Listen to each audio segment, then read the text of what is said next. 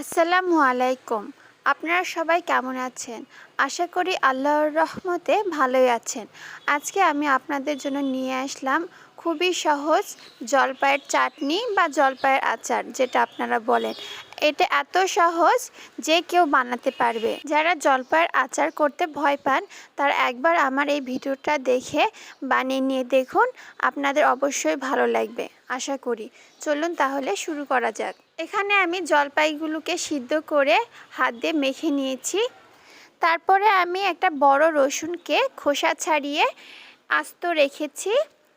আর এখানে আমি 5 ফোড়ন নিয়েছি 1 টেবিল চামচ, কিন্তু পরে আমি এতগুলো দিব না, পরে আপনার দেখতে পাবেন। আর এখানে আমি 6-7টা শুকনা ঝাল নিয়েছি আর 3টা তেজপাতা নিয়েছি। আর এখানে আমি স্বাদ মতো গুড় নিয়েছি। আপনারা আপনাদের মিষ্টি অনুযায়ী গুড় নেবেন। আমি এখানে 1 কাপ গুড় নিয়েছি। আমি শুকনো খোলায় 5 ফোড়নটাকে একটু টেলে নিব। টেলে আমি শিলপাটায় এটাকে গুঁড়ো করে নিব। আপনার ব্লেন্ডারেও গুঁড়ো করে নিতে পারেন। এই যে দেখুন, আমি শিলপাটায় গুঁড়ো করে নিচ্ছি। আমার গুঁড়ো হয়ে গেছে। এখান থেকে আমি 1 চা চামচ পরে ইউজ করব। আমি চুলায় কড়াই বসিয়ে দিয়েছি। এখানে আমি মেজারমেন্ট কাপের 1 কাপ তেল দিয়েছি। আমি আস্ত রসুনগুলো ছেড়ে দিলাম। আস্ত রসুনগুলো আমি একটু ভেজে নিব। এই সময় অনেক বাবলস আসবে, আপনারা উপরে উঠায় দেখবেন রসুনটা পুড়ে যাচ্ছে নাকি।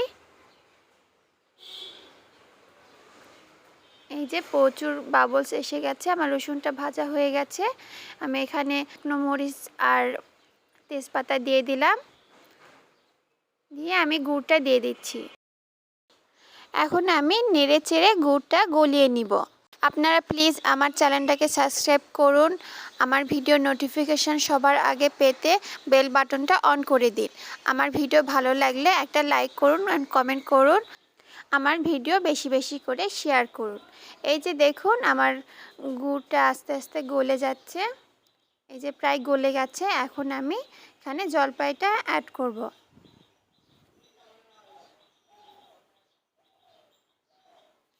এই যে আমি এখন জলপাইটা অ্যাড করছি।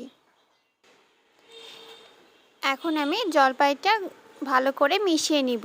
এই সময় নাড়তেই থাকতে হবে, না হলে নিচে লেগে যাবে। লেগে গেলে আবার আচারটা খেতে ভালো লাগবে না। এই যে দেখুন, আমি ভালো করে মিশিয়ে নিচ্ছি।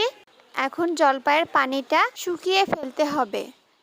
এই যে দেখুন, জলপাইয়ের পানিটা অনেকটাই টেনে গেছে। এ পর্যায়ে আমি 1 চা চামচ গুঁড়ো মরিচ আর 1/2 চা চামচ হলুদ গুঁড়ো অ্যাড করলাম।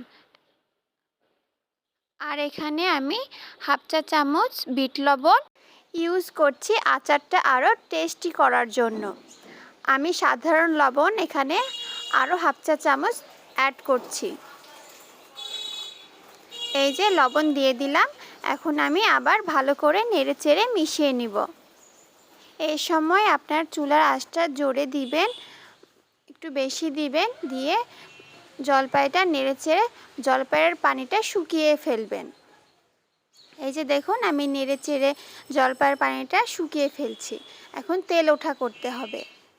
এই যে দেখুন, আমার আচারের তেল ওঠা হয়ে গেছে প্রায়। এই পর্যায়ে আমি 5 ফোড়ন গুঁড়ো করে রেখেছিলাম, সেই 5 ফোড়নটা আমি 1 টেবিল চামচ পরিমাণ দিয়ে দিলাম। দিয়ে আমি ভালো করে নেড়েচেড়ে মিশিয়ে নিচ্ছি। দেখুন, আচারের কালারটা চেঞ্জ হয়ে গেছে। আপনারা যখনই দেখবেন আচারের পানিটা শুকিয়ে গেছে, আচারের তেল ওঠা হয়ে গেছে, তখনই আপনারা নামিয়ে ফেলবেন। হয়ে গেল আমার খুব সহজেই অনেক মজাদার জলপাইয়ের আচার। ধন্যবাদ সবাইকে। আল্লাহ হাফেজ। আসসালামু আলাইকুম।